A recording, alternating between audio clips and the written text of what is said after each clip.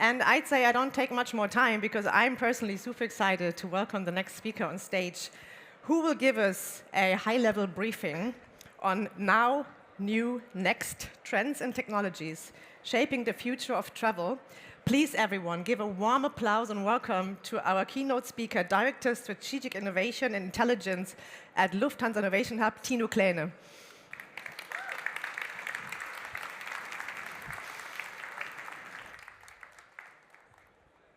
Hi, good morning, everyone. Great to be here, waiting for the presentation to show up, and there it is. So, welcome to Berlin, the city of innovation, but also the home of the Lufthansa Innovation Hub. My name is Tino, and when I'm not here at Messe Berlin, I'm working in Berlin at the Lufthansa Innovation Hub with some of the smartest minds working on some of the best and smartest solutions in travel and mobility tech. But this is not about why we're here today. So we're all about accelerating the next in travel. And as Leah said, there is a lot of things to talk about the new, about the next in travel. And at Lufthansa Innovation Hub, we try to accelerate that because our industry needs innovation a lot. It needs it fast. And so we are not only decoding the next, what is about today, but we are also realizing and enabling the next. And yes, as I'm part with Lufthansa Group, which is an airline, we are part of the wider travel ecosystem, right? Travel, accommodation, tourism, all that also comes here together at ITB under one roof. And just remember that our industry is asset-centric, right? As an airline, we own a lot of metal. Hotels own a lot of concrete. As a theme park, you have a lot of roller coasters. So everything is very, very asset-heavy. And if you ask me, okay, Tino, how are going to be the airplanes in 10, 20 years? Well, of course, we all know how the airlines in 10, 20 years will be like because we just ordered them 5 years ago and we are still waiting for them. So just from a hardware perspective, we are pretty clear on how the airlines, how the cruise ships, and how our hotels are going to look like, at least for the 10 to 15 years. However, there's also other parts of technology, like consumer technologies, that all of us, as users, consumers, are having in our daily lives, and that we're also bringing into the way we travel, but also in our expectations towards airlines, hotels, and other travel stakeholders that shape our expectations. And let's start with some of the technologies and trends in the now, right? So the ones that are already in our daily lives and that have actually captured the industry fast. If we already look at the first one, right? The Apple AirTag, and probably no one expected me standing here talking about the Apple AirTag, but actually that's one of those technologies, of consumer technologies, that can have a tremendous impact on the traveler experience, especially if something goes wrong. And we are already taking that for granted, right? And this shouldn't be the way, but after Corona, when people started traveling again, we had a lot of operational hiccups globally across different airports and airlines. And people started using the Apple AirTags. However, airlines couldn't actually take the technology and implement it into the system. It was just not allowed. Until recently, until last November, when Apple opened the technology and already the first batch of airlines integrated into their systems, but also this year, already we had Virgin Atlantic, the Lufthansa Group, but also American Airlines last week implementing this technology. So this is something that is already living with us. Another technology that is living with us and is also actually left and right to this stage are eSIMs, right? Electronic SIM cards. We have spent millions and trillions, slightly exaggerating, on roaming charges over the past year, right? And in the past, we have now seen also eSIM technologies capturing our industry by storm, right? Where we had in 2023, 7 launches across different airlines, online travel agencies, insurance providers, but also airports selling this as an ancillary. Yes, they're making money with it, But for us as a traveler, it's still very convenient technology, right? So we want to stay connected, we want to stay up to date. And actually, last year, we have seen more than 19 launches of airlines, airports. We have also seen more than 4 VC, venture capital funding rounds into players of this, right? So this is a technology currently seeing a lot of momentum, and that we are also already taking for granted because the basement, the fundamental technology is integrated into our smartphones. So it's changing how we are traveling, how we are connected no matter where we are traveling towards. Also, connectivity, speaking about Starlink, right? Elon Musk, maybe these days not the most popular person to mention. However, this company has also kind of disrupted our industries, or at least one business component to that. Because yes, we as airlines, we charge you quite some money for, yes, sometimes underperforming technology of connectivity in the sky, right? However, Starlink promises to actually offer that as a fraction of a cost with a much more reliability. And last year, we have already seen that US and Eastern carriers led the way. And also last week in Europe, we had Air Baltic actually celebrating their first flight with the Starlink connectivity. So we're also seeing that this technology is changing how our travel experience is changing already in the now. And looking at our industry, we also can look at the wider industry, and not only at the airlines. So if we look at the cruise industry, here we actually see that Starlink has more or less 100% coverage across major brands. So here we see that a lot of brands and fleets actually cover Starlink also in offering this to their cruise customers in there as well. So we also see that here's one example where the cruise industry is even slightly faster than the airline industry within travel. And there are a lot more ubiquitous consumer technologies, right, that have nothing, or at least not a lot to do with the airplane, the hotel, whatsoever, that are having tremendous impact on our traveler experience, right? So everyone is coming here with their noise-canceling headphones, with their power banks, also especially during a trade fair, right? Super important to stay charged, but also bringing in their own content, right? So all those technologies change how we are traveling already today. But let's look into the new, into the trends, into the emerging themes that everyone is expecting also from me now here standing in front of you to talk about. And every year at tnmt.com, which is our research brand, we are looking into what is the theme of the year, right? And in retrospective, that's quite easy to do, right? So in 2016, everyone was talking about Airbnb and Uber and the sharing economy and those things. Right after that, we had the connected travel with smart luggage, intermodality, virtual interlining, right? Everything was connected, seamless, frictionless. Still not today, but in 2017, everyone was talking about it, right? And we had other themes like sustainable travel, futuristic travel, everything growing up until also 2024 with passion travel, right? And passion travel is the subsegment of trends, nothing to do with technology, but really about sports fan travel, set jetting, right? Where you kind of now everyone's talking about White Lotus effect, everyone traveling to Thailand, right? So because of their most favorite Netflix series, but also everything was around gig tripping, music travel, right? Event travel, concert travel, Taylor Swift Eras tours, huge headlines, economic impacts, right? So that was everyone was talking about last year. And that was also, this chart was the one I explained the most last year, which was about the experientialization of travel, right? Because yes, everything gets more expensive, so we become more cautious on where we spend our money on. We spend money on our passions, we spend more decisions on how we want to travel, right? Slow travel, dry tripping, sleep travel, well-being travel, all those things around travel segments and travel styles, but also why are we traveling in the first place, right? Passion travel, but also celebratory travel, right? Because we only live once. That's why we are coming together for traveling. That's why we are celebrating certain moments now with traveling afar. However, as I said, this was last year. And we asked our readership at tnmt.com what might be the theme of 2025. Because yes, we have already heard Leah talking about this. Well, probably no session today not talking about AI. but also starting over the past 2-3 years, social media, creator economy, right? So is 2025 going to be the year of viral travel, or is it going to be the year of transformative travel? Or actually, speaking about geopolitics, might it be the year of restricted travel again?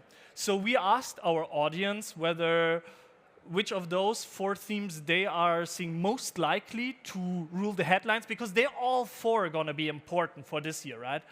And everyone, or like the majority of 55% on a LinkedIn poll, voted for AI and travel, right? And I'm not going to go too deep into it. However, we've seen that already a lot of travelers are using ChatGPT and the likes to plan and book their travels. And there's a lot of solutions also here at ITB trying to do especially that. But also comparing this technology, because it's a fundamental technology, has, and this is also where McKinsey agrees with us, has a lot of potential for the travel industry, not only passenger-facing, but also within our internal-facing use cases, right? Really changing how we're doing business and inside our value chain. But also the topic of viral travel, right? Because social media is already the #1 inspiration of choice, right? So there's no doubt about it that people get inspired on it. However, it is, as of now, not possible to book travel during those platforms. However, social commerce in other areas, other categories, is already given, right? So this, we're speaking about fashion, cosmetics, all those things that I can already order via TikTok and Instagram. And also the second chart here shows that this is already happening. And it's just a matter of time until those platforms support, or there's going to be connecting platforms that enable us to also book travel during through social media. So yes, it might gonna be the year where viral travel really takes off, or it might also be that it takes another 1-2 years to develop and mature for those technologies. But speaking about new trends, everyone is loving trend reports, right? And at the beginning of the year, there is trend report season. There's one probably published every day. And what we did is we did a meta-analysis of those trend reports and looked into what are the most commonly named trends. This method is called trend triangulation. And here we looked into 36 traveler trend reports where we extracted more than 316 trends and put them into those 16 clusters. And here you see that still passion travel is leading the way, because yes, there's some lag, because we're speaking about industry narrative, right? Here at ITB, we are our echo chamber, right?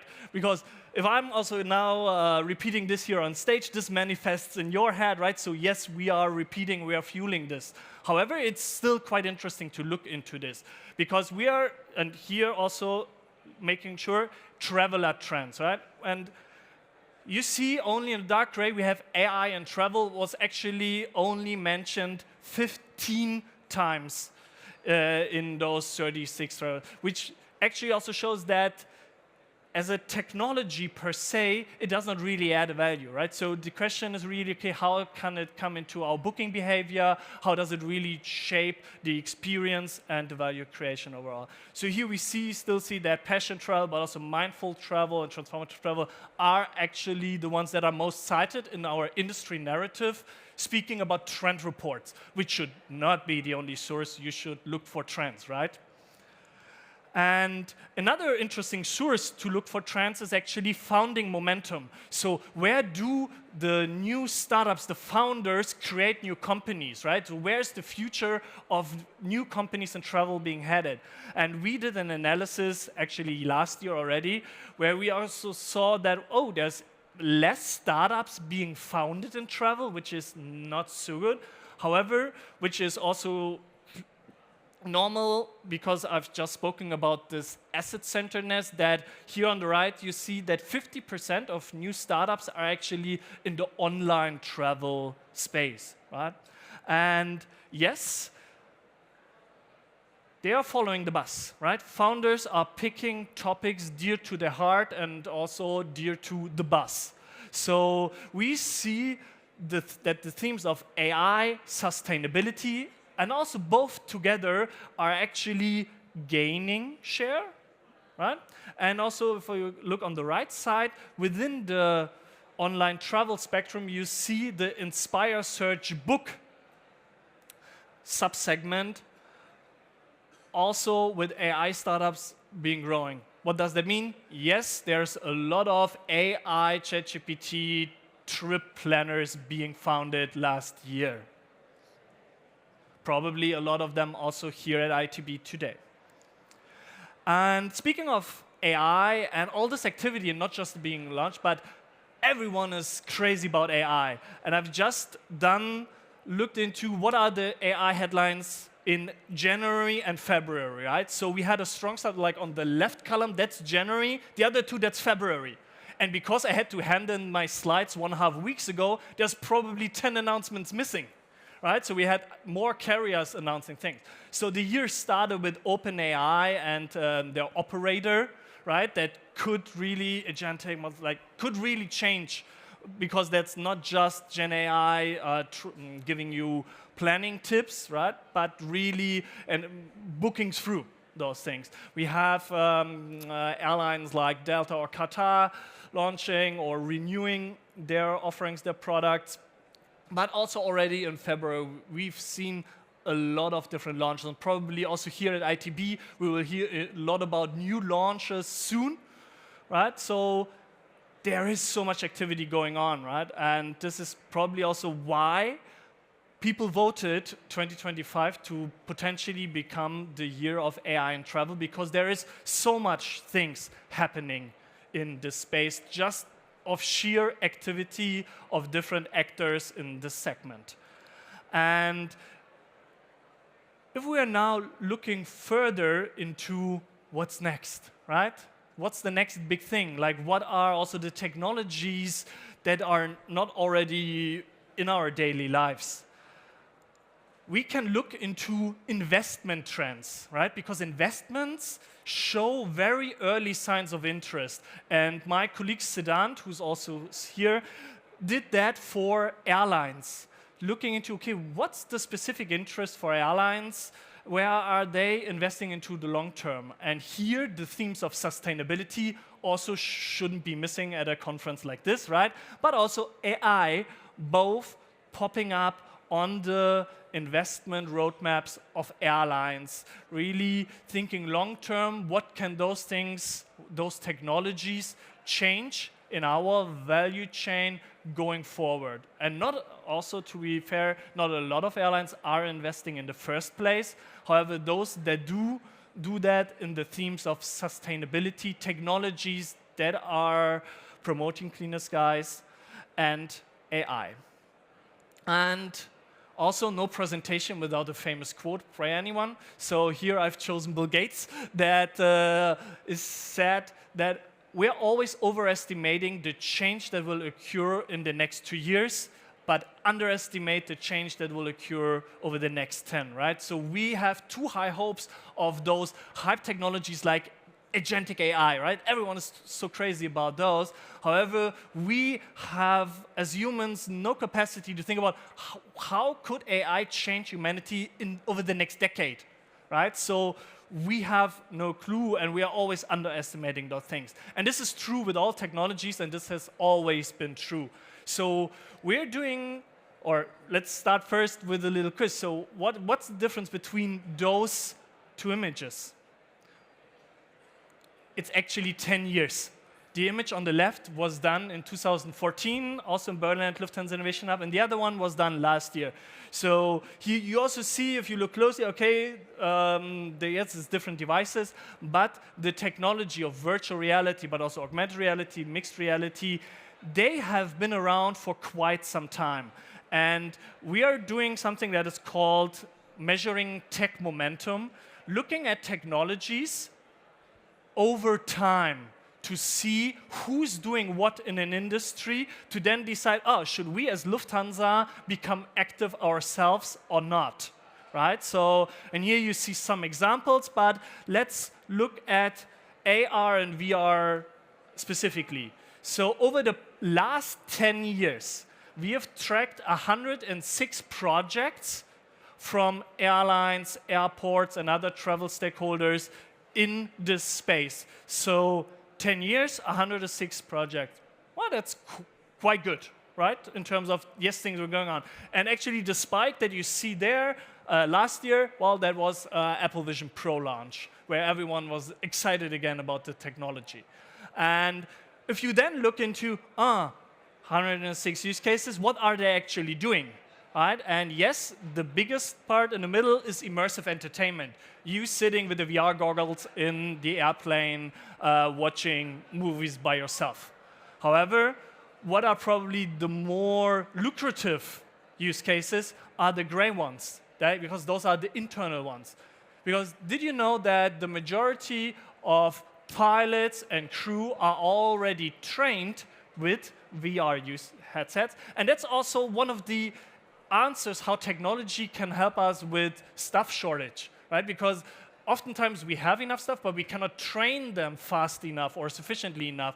And yes, pilots have a lot of, they need to do a lot of trainings, a lot of refreshments. And if you need to carry them somewhere to do that specific training, that costs you money and time. So those technologies here in AR and VR are showing you which are the interesting use cases. And this is something that you as if you're a company in general, but also in travel, you need to look into,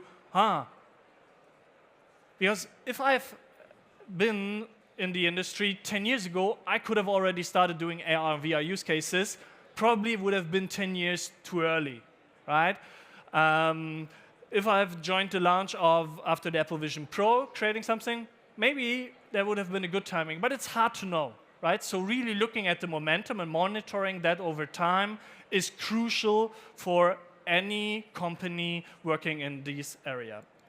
And now I've shown you a lot of different technologies, right? Some that are already in our daily lives, some that are emerging, hyping, trending, and some that might even still out in the future because people just start to investing into those, right? So also thinking about technologies and trends, try to think about this entire spectrum because we tend to forget or to ignore the technologies that are already there but changing our industries already significantly. So we are trying to do exactly that, right? So we are looking at different data points, like the industry narrative with the trend reports, like investments, like those things. We call this our indicator stack. This guides our research at the Lufthansa Innovation Hub. And if you want to learn more about those things, because actually all of this is also shared online, because we believe in sharing insights to drive change in our industry. So connect with me, connect with us of the Lufthansa Innovation Hub. We are also here over the next days. We're here based in Berlin. And we actually might have some time for questions. Thank you.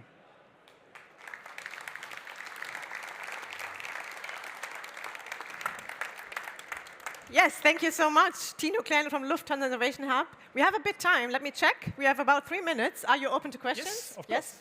If he would have said no, we wouldn't have accepted it anyway. So, do we have a microphone here? Yes? Shall we take one from the stage? Yes? Who has a question? Raise your hand. Get up. Tell us who you are. Yes, where you're from. Ask your question. And then we will have Tino answering it. Hopefully. No questions?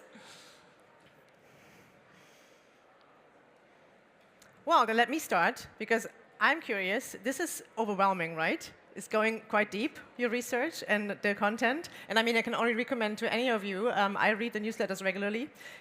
You have to take time apart for that, because it's quite extensive, yes. We try to go deep and really find new insights that can help to change our industry. Yeah. It's not the short attention span content you can consume before going to a networking event to pitch some smart sentences when you really want to get deep.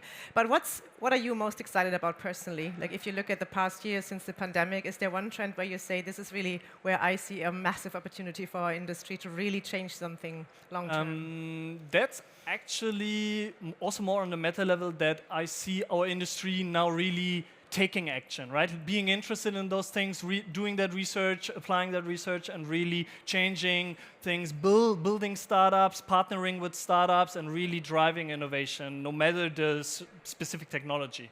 Right, okay. Well, taking action, I mean, enough input for you guys to get inspired in the next days to actually go back to your business and take action. Tino Kleine, thank you so much. It was a pleasure, it was a great talk. And a big applause, please, everyone. Thank you.